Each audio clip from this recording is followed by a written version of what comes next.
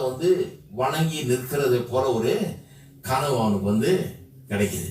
இதுப்பா அவங்கள்ட்ட சொன்னா எப்படி இருக்கும்? அவங்களுக்கு ஏற்கனவே அப்பா இவனை ரொம்ப நேசிக்கிறாருன்னு சொல்லி சகோதரர்களுக்கெல்லாம் ரொம்ப மேல ஒரு வெறுப்பு உண்டாயிடுச்சு, ஒரு போட்டி பொறாமை. அதுலதான் உலகம் ஆப்ரேட் பண்ணுது. உலகம் ஆசீர்வாதத்தை புரிஞ்சுக்கல, ஆசீர்வாதத்தின் மேல நம்பிக்கை இல்லாதனாலதான் மற்றவர்கள் மேல பொறாமை.